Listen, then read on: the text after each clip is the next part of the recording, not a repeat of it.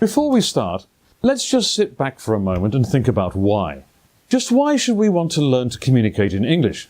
There's a whole cosmos of reasons, including we have English friends, we do business which has to be in English, my job requires it, I want to tweet with people in other countries, I want to help my children with their homework, I don't understand my neighbour, I want to read the great English classics and understand them, I want to gain some insight into these strange people who can laugh at a funeral. I don't trust the news and want to get the bigger picture. The essential point became clear to me when I was sitting at a street corner cafe or Kapitiam in Kuala Lumpur run by my friend Captain Jaludin, ex-Royal Malaysian Air Force.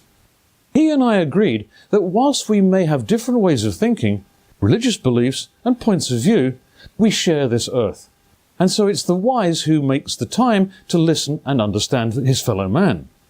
But more than this, to be accepting and gallantly defend the other person's right to his or her perspective, no matter how they may differ from our own. I ask you the question, could the Second World War have happened if we had the kind of intercultural exchange the internet allows us today? It's my belief that it could not. The Second World War happened because nations were isolationist, and so our political leaders could whip up a sense of nationalism to the point where we would take up arms in the name of expansionism. We live in a closed environment. There are no more oceans to map or countries to be conquered. We have to stand or fall by our ability to live within this envelope. It must provide all that we need, as it's way too expensive to consider mass migration to the Moon or Mars. I look daily at the damage being done to our environment with road and condominium construction. The ritual lunacy of motorists on the federal highway to Shah Alam on what could only be described as a linear car park. Don't you see what you are doing? What legacy is this to leave behind? Surely a little more talking and a little less destruction would benefit us all. You might find it odd to have a mission statement for a book, but my reply would be, why not? After all, a mission statement is only a way of packaging intention. Given that this expression seems to have come from America, I can only assume that the need to separate out a mission statement becomes apparent as the people there have to be told and can't work it out for themselves. So in case you hadn't spotted it by now, my intention with this book is to go beyond the spoken word. Almost every day I hear people speak, and I regret to have to say that if they actually thought about what they said, they probably wouldn't bother, as most of it is nonsense. Very often, what is said is the complete opposite of intention. Not so long ago, I was on assignment in Burma, that's Myanmar. We were working on a new mobile phone network there when one day a colleague said to me, "I don't know what's wrong, I just can't make a call today." After a moment's pause, I replied, "Isn't that why we're here?"